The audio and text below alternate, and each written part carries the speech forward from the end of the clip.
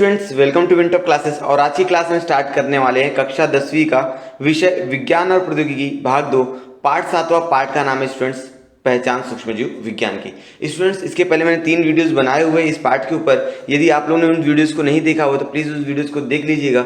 उन वीडियो को देखने के लिए आपको इस वीडियो के डिस्क्रिप्शन में उसकी लिंक मिल जाएगी, या तो आप साइंस एंड टेक्नोलॉजी नाम का एक प्लेलिस्ट है, वहाँ पर आप जाके उन वीडियोस को देख सकते हो। उन वीडियोस को देखने से फायदा क्या है स्टूडेंट्स, आपको समझ में आ जाएगा कि सूक्ष्मजीवों का हमारे दैनिक जीवन में किस तरह से उपयोग है। और उन सारी चीज़ों में मैंने बताया है कि सूक्ष्मजीवों का उपयोग करके हम लोग कौन कौन से उपयोगी घटक बनाते हैं, प्रतिजीवी क्या होता है, प्रोबायोटिक्स पदार्थ क्या होते हैं, ठीक है, पाव कैसे बनाया जाता है, और मक्खन, पनीर, ये सारी चीज़ किस तरह से बनाई जाती है, ये जो खाने वाले उत्पाद हैं ये किस तरह से बनाए जाते हैं, इन सारी चीज़ों के बारे में मैंने बताया हुआ पिछले वीडियो में। यदि आप लोगों ने वीडियो नहीं देखा तो प्लीज़ जाके देख लीजिएगा। तो स्टूडेंट्स, आज का हमारा टॉपिक है सूक्ष्मजीव और ईंधन, मतलब सूक्ष्मजीव हमारे लिए किस प्रकार ईंधन साबित होते हैं। और दूसरा टॉपिक हमारा रहेगा जैव ईंधन, मतलब जैविक ईंधन किसे कहते हैं। उसके बाद हम पढ़ेंगे सूक्ष्म जैविक प्रदूषण नियंत्रण, मतलब सूक्ष्मजीवों की वजह से प्रदूषण नियंत्रण कैसे हो सकता है। तो ये 3 टॉपिक के बारे में आज डिस्कस करने वाले हैं।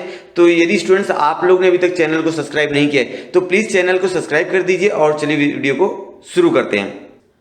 सूक्ष्मजीव और ईंधन टॉपिक स्टार्ट करने से पहले यहाँ पर मैंने 3 क्वेश्चंस दिए हैं। पहले इन प्रश्नों को उत्तर समझेंगे, उसके बाद हम लोग टॉपिक को स्टार्ट करेंगे तो हमको और ज़्यादा आसानी होगी समझने के लिए। जैसे स्टूडेंट्स, आप लोगों ने बायोगैस संयंत्र के बारे में देखा होगा। बायोगैस संयंत्र में क्या होता है कि गाँव में, देहातों में आपने देखा होगा कि वहाँ पर 8 से 10 फीट गड्ढा कर दिया जाता है, कंक्रीट का गड्ढा होता है। उसके अंदर गाँव में निकलने वाला जितना भी जानवरों का गोबर होता है, जो भी खरपतवार होते हैं, जो भी गंदे, जो भी अनुपयोगी घटक होते हैं, उन सभी चीज़ों को उसके अंदर डाल दिया जाता है। और उससे क्या तैयार होती है, मीथेन गैस तैयार होती है। वो मीथेन गैस घर में चूल्हा जलाने के लिए या तो ईंधन के रूप में उसका इस्तेमाल करते हैं, साथ ही साथ उससे जो बचा हुआ पदार्थ रहेगा वह खाद के रूप में इस्तेमाल की जाती है। बायोगैस संयंत्र के बारे में कक्षा 9वीं में भी आप लोग ने पढ़ा हुआ है।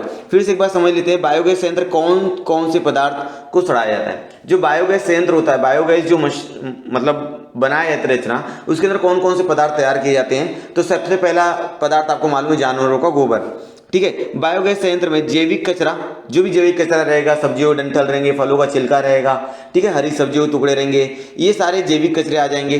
प्राणियों के मलमूत्र, प्राणियों के जो गोबर रहेगा वो, और वनस्पति जन्य कचरा, ठीक है, वनस्पतियों से निकला हुआ कचरा, ये सारी चीज़ों को उसके अंदर डाल दिया जाता है और उसको सड़ाया गलाया जाता है, ठीक है स्टूडेंट्स। ये समझ में आ गया कि बायोगैस संयंत्र में कौन कौन से पदार्थ को सड़ाया गलाया जाता है। अगला क्वेश्चन है, उनमें कौन कौन से उपयुक्त पदार्थ प्राप्त होते हैं, इनमें कौन सा पदार्थ ईंधन होता है। अब आपने देखा बायोगैस संयंत्र में ये सारी चीजें डाली जाती है, क्या क्या, जैविक कचरा, प्राणियों के मलमूत्र और वनस्पति जन्य कचरा, ये सारी चीजें डाली जाती है। तो इससे तैयार क्या होता है, तो स्टूडेंट्स इससे 2 चीज तैयार होती है।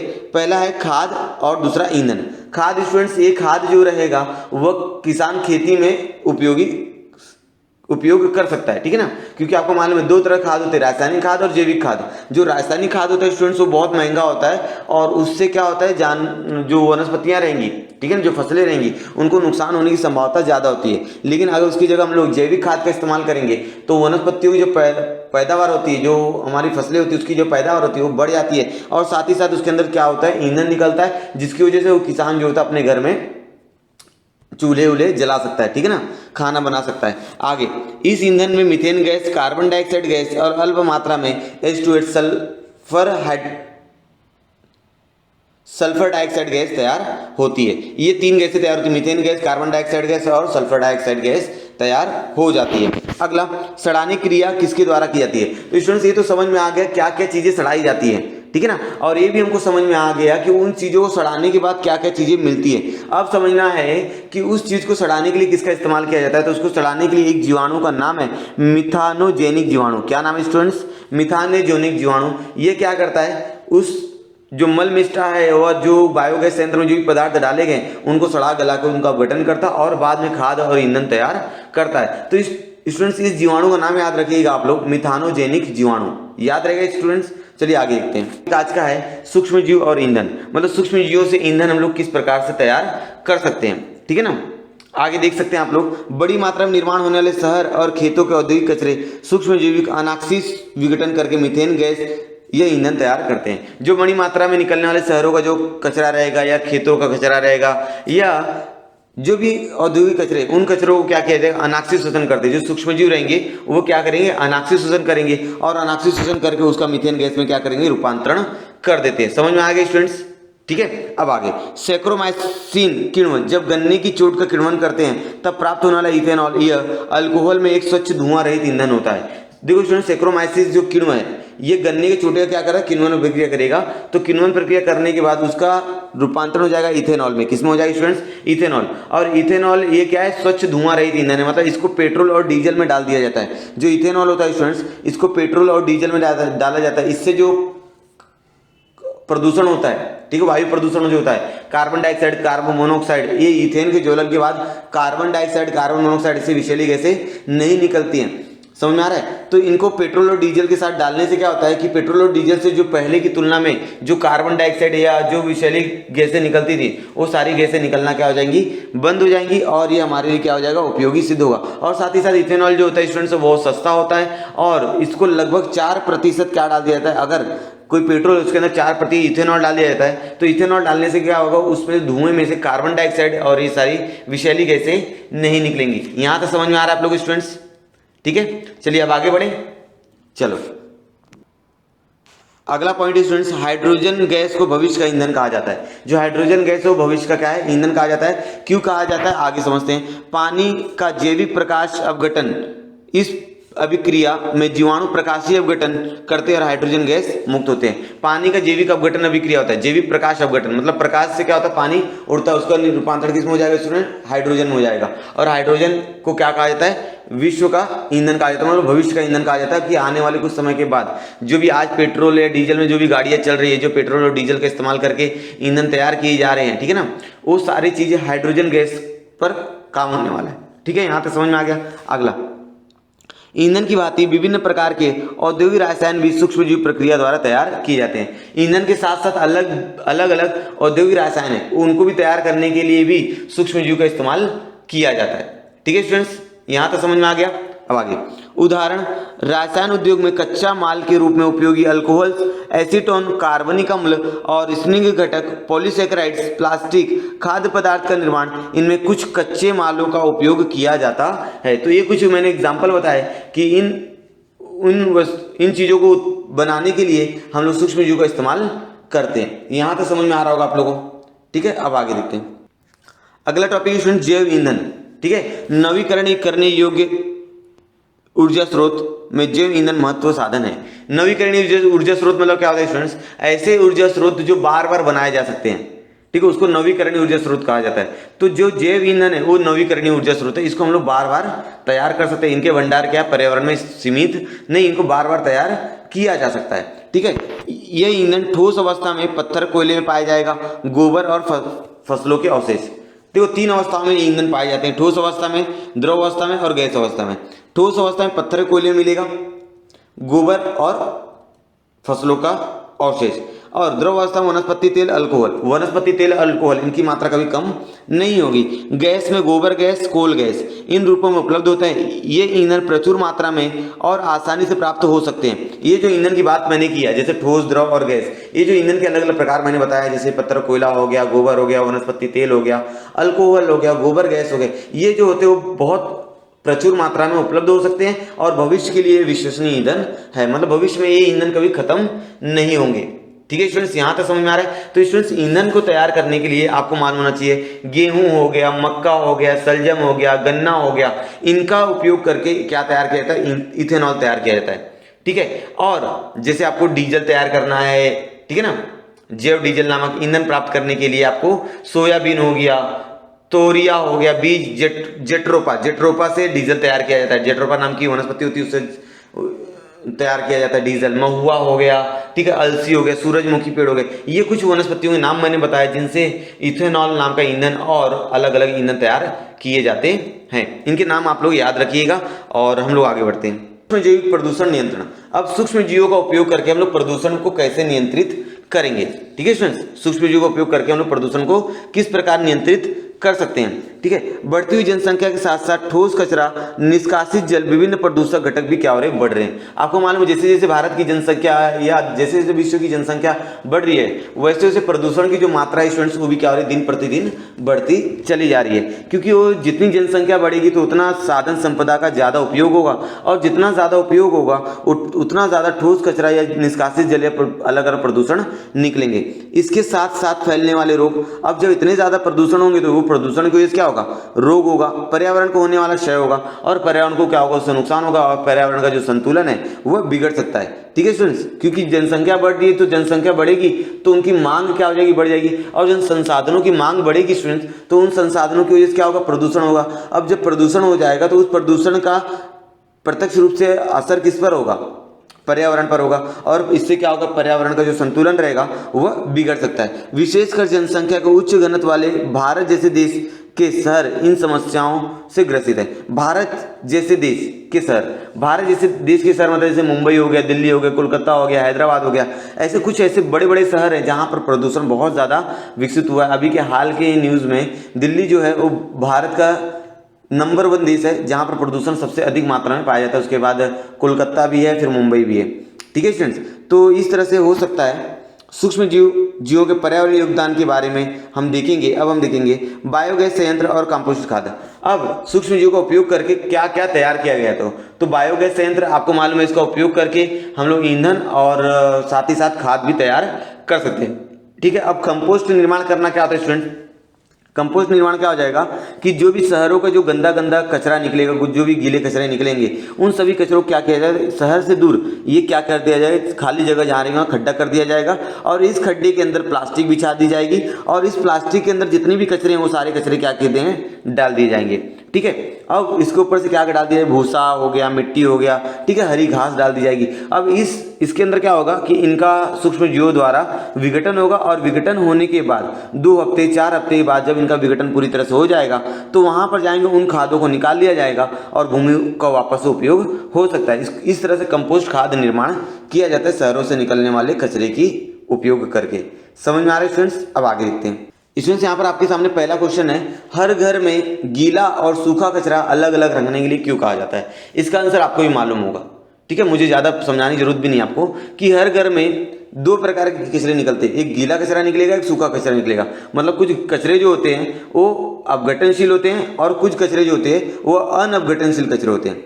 तो यदि हमने गीला कचरा और सूखा कचरा अलग अलग कर दिया तो स्टूडेंट्स क्या फायदा होगा, जो गीला कचरा रहेगा उसका वापस से जाकर कंपोस्ट खाद तैयार किया जाएगा, मतलब उसका खाद निर्माण कर सकते हैं।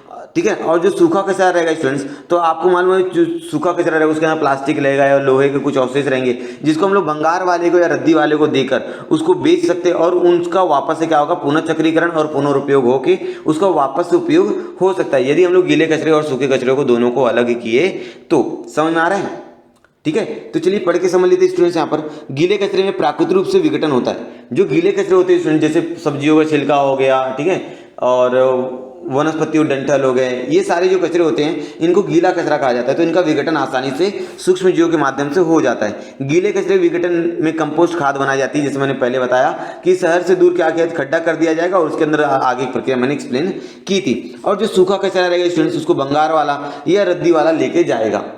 ठीक है, आप लोग सूखा कचरा को जमा करके रखिए, भंगार वाला आएगा या तो रद्दी वाला आएगा, उसको आप लोग दे सकते हो, और वो भंगार वाला रद्दी वाला कचरा कहाँ लेके जाएगा, वो कारखाने में लेके जाएगा, और कारखाने से उसका क्या हो जाएगा, उसका पुनः चक्रीकरण और पुनरुपयोग शुरू हो जाएगा। ठीक है, यहाँ तक। यदि घर में गीला और सूखा कचरा अलग अलग कर दिया गया तो उस कचरे से व्यवस्थापन करना आसान हो जाएगा। यदि घर में सूखा कचरा और गीला कचरा अलग कर दिया जाए तो उस घर में कचरे का व्यवस्थापन करना बहुत आसान हो जाएगा। इसी प्रकार प्रत्येक घर में गीला और सूखा कचरा अलग करने से कचरे की समस्या कम करने के साथ ही इस समस्या को हल भी किया जा सकता है। अब आप लोग देख रहे होंगे हमारे भारत देश में अलग अलग शहर, जैसे मुंबई हो गया, दिल्ली हो गया, ये बहुत बड़े बड़े जो शहर हैं इनमें कचरे की समस्या बहुत बड़ी है। ठीक है, यदि गीला कचरा और सूखा कचरा ये दोनों कचरे को अलग अलग रखने की विधि शुरू की जाए तो जो कचरे से निर्मित होने वाली समस्या वो सारी समस्याओं का निपटारा हो सकता है। ठीक है स्टूडेंट्स, यहाँ तक आप लोगों को समझ में आ रहा है क्या? ठीक है, वर्गीकृत किए गए कचरे का बाद में क्या किया जाता है? जो वर्गीकृत किया गया जो कचरा रहेगा। वर्गीकृत मतलब सूखा कचरा और गीला कचरा आपने क्या किया है, अलग किया है। सूखा कचरा आपने अलग डब्बे में रखा और गीला कचरा आपने अलग रखा। तो इससे क्या फायदा होगा, तो बड़े शहरों में कचरा व्यवस्थापन करने का एक शासन प्रणाली होती है। बड़े शहर में जैसे मुंबई, दिल्ली, जो बड़े बड़े शहर होते हैं, यहाँ पर कचरे का व्यवस्थापन करने के लिए प्रणाली होती है। महानगर पालिका होती है या उनकी घंटा गाड़ी होती है, ठीक है ना। वे गाड़ियाँ आती है और कचरे को लेकर चली जाती है और उसको आगे जाके कंपोस्ट खाद बनाने के लिए काम लाया जाता है। वर्गीकृत किए कचरे का महानगर पालिका की गाड़ी ले जाया जाता है। महानगर पालिका की गाड़ी आती है जो घंटा गाड़ी जिसको कहा जाता है, वह गाड़ी के माध्यम से कचरे को लेकर जाया जाता है। भूमिगत भरण स्थल पर इसे गाड़ दिया जाता है। अब जो गाड़ी द्वारा जो कचरा लेकर गया है, तो भूमि भरण स्थल मतलब शहर से दूर जो जगह खाली रहेगी उसको वहां पर खड्डा करके उस भूमि भरण किया जाता है, मतलब उस खड्डे में कचरे को डाल दिया जाता है। और 2-4 हफ्ते बाद अगर हम लोग वहां पर खड्डा करेंगे तो वहां पर जो खाद्य निर्माण होगा वो उच्च कोटि का खाद तैयार होगा और उस खाद का इस्तेमाल हम लोग खेती में कर सकते हैं, जिसे सूखे कचरे की बिक्री और उसका उपयोग करना और सूखे कचरे को अलग रखा जा सकता है। और जो बचा हुआ जो सूखा कचरा है उसको आपस क्या कर सकते हो, आप बिक्री कर सकते हो या उसका वापस से उपयोग कर सकते हो। ठीक है स्टूडेंट्स, तो यह वर्गीकरण करने से क्या होता है, लाभ होता है। सूखे कचरे का निपटारा करने की सबसे उचित पद्धतियां बताइए। यदि आपको सूखे कचरे का निपटारा करना है तो सबसे प्रसिद्ध पद्धति कौन सी है, तो पहला पुनः चक्रीकरण। उसका क्या करो, वापस से भंगार वाले को दो। भंगार वाला कहाँ लेके जाएगा, उसको बड़ी बड़ी कंपनी में लेके जाएगा और बड़ी बड़ी कंपनियां क्या करेंगी, उनका पुनः चक्रीकरण करेंगी, उसी पदार्थ का इस्तेमाल करके अलग अलग पदार्थ वापस से तैयार करेंगी। दूसरा उपयोग स्टूडेंट्स पुनरुपयोग। जो हमारे घर में सूखा कचरा है, जो भी कागज है या लोहे के सामान है, जो भी कुछ प्लास्टिक है, उसका अगर वापस उपयोग हो सकता है तो उसको हम लोग जितना हो सके उसका वापस उपयोग करना चाहिए। इससे क्या होगा, कचरे का निपटारा होगा और कचरे से संबंधित जो भी समस्याएं हैं वे समस्याएं क्या हो जाएगी स्टूडेंट्स, कम हो जाएगी। यहां तक समझ में आ रहा है। अब आगे अगला टॉपिक है स्टूडेंट्स भूमि भरण स्थल, लैंड फिलिंग। इसमें क्या होता है स्टूडेंट, जो भी शहरों से जो भी कचरा निकलता है, जो विघटनशील कचरे होते हैं, उसको क्या किया जाता है, शहर से दूर जहां पर खाली जगह होती है वहां पर ले जाया जाता है और शहर के नीचे इस तरह का क्या कर दिया जाता है, खड्डा कर दिया जाता है।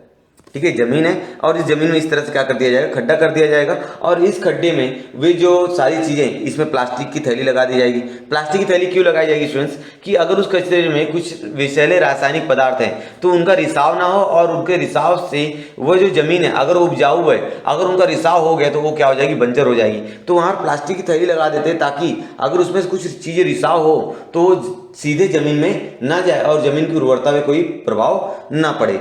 यहां तो समझ में आ गया। और इस प्रकार कचरे का जैव रसायन छिड़काव किया जाता है। इसके अंदर कुछ ऐसे पदार्थ होते हैं जिनको डाल दिया जाता है, जिसकी वजह से प्रक्रिया क्या होती है, जल्दी जल्दी होती है। जैसे जिसे बायोरिएक्टर कहते हैं। क्या कहते हैं स्टूडेंट्स, बायोरिएक्टर कहा जाता है। जिनको उनके अंदर डाल दे, उन औषधियों को उसके अंदर डाल देंगे जिसकी वजह से जो सड़ने की जो प्रक्रिया है वो जल्दी जल्दी होगी और कचरा विघटन अच्छी तरह से खाद निर्मित हो जाएगा और इस कचरे का विघटन होगा और अच्छी तरह से क्या होगा, खाद तैयार हो जाएगा और इस खाद को हम लोग यहाँ से बाहर निकाल सकते हैं। ठीक है, देख सकते हो यहाँ पर भूजल स्तर पर निगरानी रखने के लिए कुआं, यहाँ पर एक कुआं बनाया गया है। कचरा यहाँ पर डाल दिया जाएगा, यहाँ से मीथेन गैस बाहर निकलेगी और इस मीथेन गैस को पाइप के माध्यम से जो वहाँ के निवासी लोग हैं या जिसने ये बनाया है वह पाइप के माध्यम से जो गैस रहेगी उसको घर में चूल्हे तक लेके जाएगा और उस गैस का उपयोग करके भोजन तैयार कर सकता है और जो बचा हुआ पदार्थ रहेगा उसको खाद में रूपांतरण हो जाएगा और उसको यहाँ से बाहर निकाल दिया जाएगा। ठीक है, अब समझ में आ रहा है। और यहाँ पर जब साफ सफाई हो जाएगा तो ये जगह वापस खाली हो जाएगी, फिर उस जगह को वापस से भूमि भरण के लिए हम लोग इस्तेमाल कर सकते हैं।